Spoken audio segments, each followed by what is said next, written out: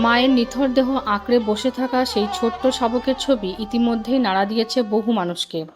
বীরভূমের নানুরের বন্দর বাসস্ট্যান্ডে বিদ্যুৎপৃষ্ট হয়ে মৃত্যু হয় একটি মা হনুমানের। আর সেই মর্মান্তিক ঘটনার সাক্ষী হয়েছিলেন নানুরের বনগ্রামের বাসিন্দা জনার্দন মেটে ও তার স্ত্রী সীতা মেটে। শাবকটির অসহায় অবস্থা দেখে নিজেকে আর সামলে রাখতে পারেননি সীতা দেবী। চোখের জল নিয়ে তিনি শাবকটিকে নিজের কোলে তুলে নেন। তারপর বাড়িতে নিয়ে এসে শুরু করেন সন্তানের মতোই লালন পালন। দুধকলা খাইয়ে আদর যত্নে আঁকড়ে রেখেছেন তাকে। এখন মা সীতার কোলে মাথা রেখে নিশ্চিন্তেই ঘুমিয়ে পড়ছে সেই ছোট্ট শাবকটি। কখনো আবার বাড়ির উঠোনে ছোটাছুটি করে খেলছে। অল্প কয়েকদিনের মধ্যেই যেন গড়ে উঠেছে এক অন্যরকম মা সন্তানের সম্পর্ক। পরিবারের পক্ষ থেকে জানানো হয়েছে, বন দপ্তর যোগাযোগ করলে নিয়ম মেনে শাবকটিকে তাদের হাতেই তুলে দেওয়া হবে। কিন্তু শাবকটিকে নিজের কাছ থেকে দূরে পাঠানোর কথা উঠতেই আবেগে ভেঙে পড়েন সীতা দেবী। তার কথায়, মায়ের মতোই আগলে রেখেছি ওকে, ছেড়ে দিতে খুব কষ্ট হবে, তবুও আইন যা বলবে সেটাই মানব।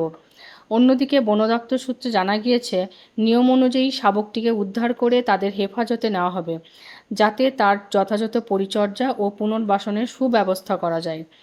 এক মায়ের মৃত্যু যেমন বেদনার, ঠিক তেমনই সীতা দেবীর এই নিঃস্বার্থ স্নেহের গল্প যেন আমাদের শেখায়, মানবিকতার চেয়ে বড় পরিচয় আর কিচ্ছু হতে পারে না। বোলপুর নিউজ, বীরভূম। আমরা ওইখানে বন্দর গিয়েছিলাম, দিয়ে আমরা বাড়ি আসছি, নিয়ে তখন আমাদের টোটোটা দাঁড় করে দিল। দিয়ে এবার এমনি এর মা মারা গেছে আমরা তো জানি না, দিয়ে আমরা নেমে দেখছি, তখন মেলা লোক দাঁড়িয়ে, তখন দেখছি ইনি ওর মানে বুকের উপরে চেপে মানে দুধ খাচ্ছে। দিয়ে তখনই আমার ওইখানে কান্না চলে এলো যে ছানাটা কি অবস্থা, আমারটা তো মরে গিয়েছে। কি খাওয়া দাওয়া করেছে? ওই কলা খাচ্ছে, আলু, তারপরে ওই রুটি, এসব করে যা পেয়েছে এখন খেয়েছে। কলাটাই বেশিরভাগ খাচ্ছি। মানে গরুর দুধ খায়? হ্যাঁ, গায়ে দুধ ভরে দিই, বিকালে একবার সকালে একবার দুবার দুধ খায়, আর কলাটাই বেশিরভাগ খায়। আমি যতক্ষণ থাকি ততক্ষণ খাই। তারপরে আমার একটা পিসি আছে, একটা দেওরের ছেলে আছে, ওরা ওদিন সব বার করে দিয়ে যায়, ওরা আবার এসে খাই দিয়ে যায়, দামে আসে এসে ঘরটা খুলি। মাকে তাহলে একটা তো মা খেয়েছে, তাই ছেলের মতনই দেখাশোনা করছে। পালা যায় না, কিন্তু আমার বাড়ি অনেক আছে হনু, আমি খাবার দিই, আলু দিই, আমার পাঁচিতে সব আলু নিয়ে যায়, এসব নিয়ে যায়, কিন্তু আমি তো তারা তো ধরা দেয় না। কিন্তু আমার খুব মায়া লাগে ওদিকে নিয়ে, আর সেদিনে বিশেষ করে একটু খুব মায়া লেগেছে বলেই আমি তুলে নিয়েছি। আসতে খুব কষ্ট হচ্ছে, তা আসা শুনি মানে ছেলের মতন এসছে, কোনো জ্বালাতন করে না, কিছু না। তারপরে নিয়ে এলাম, দিয়ে প্রথম দিনে একটু চেঁচাইছিল, খুব চেঁচাইছিল।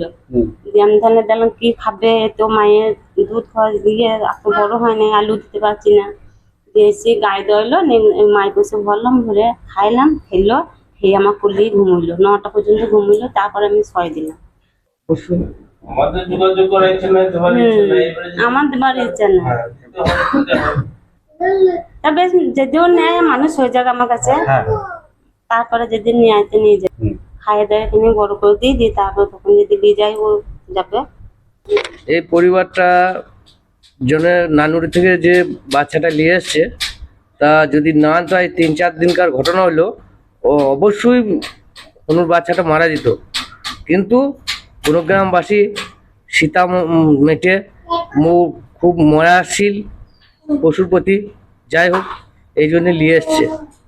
আর ও খুব যত্ন সহকারে, আমরা দেখছি তো, আমরা প্রতিবেশী পাড়ার ছেলে খুব যত্ন সহকারে ওকে মানুষ করছে। তা আমি দর্শককে বলবো যে ও একটা মন্দির করার ইচ্ছা আছে, যদি কোনো ব্যক্তির ইচ্ছা থাকে একটু সহযোগিতা করে, তাহলে অবশ্যই ও মন্দির করবে, জয় সীতারামের মন্দির। আজকে কয়েক বছর ধরেই চেষ্টা করছে, ও আর্থিক অসুবিধার জন্য পাচ্ছে না। আমরা এক জায়গায় গিয়েছিলাম, দিয়ে ওখানে আসছিলাম, আসার সময় দেখছি ওখানে 1-1.5 ঘন্টা হলো মারা গিয়েছে। সব বলাকা করছিল, এবার কেউ নিচ্ছিল না। ওরা বললো যে যদি কেউ নিয়ে যেতে চায় আমরা দিতে রাজি আছি। দিয়ে আমাদের ফোন নম্বর, নাম ধাম সব দিল, দিয়ে আমাদেরকে ছাড়টা দিল। কি হয়েছিল? মানে ওর মাটা ইলেকট্রিক শর্টে মারা গিয়েছিল, দিয়ে সেই যার জন্যে কাঁদাকাটি করছিল, পড়েছিল।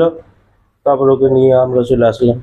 এখন কেমন রয়েছে? এখন খুব ভালোই আছে, খাওয়া দাওয়া খুব ভালো করছে, কলা খাচ্ছে, দুধ খাচ্ছে, জল খাচ্ছে। দেখাশোনা কে করছে? দেখাশোনা আমরাই সবাই করি, বিশেষ করে ইনি করেন। তিনি কে আবার আমার স্ত্রী। মানে তাহলে একটা মা পেয়েছে তাই তো? হ্যাঁ, মা পেয়েছে। আর 24 ঘন্টার কোলেই থাকে, যতক্ষণ পারে কাজের সময় একটু ওকে ঘরের ভেতরে রেখে দিই। কি ভাবছেন, কি ভবিষ্যৎ কি ভাবছেন? ভাবছি বলতে আমাদের রাখার ইচ্ছা আছে, যে দেবে বন দপ্তর থেকে কেউ এসে নিয়ে যায় বা নিয়ে যাবো বলে আমাকে দিতে বাধ্য হবে। আবার কি বলবো, মানে এখন তো অবস্থা হ্যাঁ এখন খুব ভালোই আছে, আমরা রাখতেও চাই যদি কোনো কারণ বেশি। এবারে বয়সটা খুব অল্প। হ্যাঁ, বয়স খুব হালকা। এবারে কদিন থাকবে জানি না, বন দপ্তর যদি খবর পায় এসে যদি নিয়ে যেতে চায় নিয়ে যাবে। একটুখানি কষ্ট হবে তাই তো? হ্যাঁ, একটু দুঃখ হবে, কষ্ট হবে। আমরা না নিয়ে আসলে ও তো মারাই যেত, কেউ নিত কি নিত না জানি না। তো আমাদের গিন্নির খুব দুঃখ লেগেছিল বলে নিয়ে এসছে, ভালোবাসে। আম- দিয়ে আমাদের ফোন নম্বর, নাম, ঠিকানা সব নিয়েছে। সিভিল পুলিশ ছিল ওখানে, সিভিল পুলিশও নিয়েছে। দিয়ে বললো যদি কোনো অসুবিধা হয় আমাদেরকে জানাবেন। এখন কোনো অসুবিধা হয় না, জানাইতেও হয় না, ওরাই একবার করে খবর নেয়, ফোন করে মাঝে মাঝে যে কখন আছে, কি করছে না করছে। মাকে হারিয়েও একটা মায়ের মায়ের জায়গা পেয়েছে, খুব ভালোই থাকে। হ্যাঁ, একবার দুধ খাওয়াই, একবার জল খাওয়াই, তো একবার কলা খাওয়াই, মাঝে মাঝে খেলা করে, মায়ের কোলে থাকে। কোনো অসুবিধাই নেই, ভালোই আছে। বয়সটা তো খুব অল্প না? বয়সটা খুব অল্প।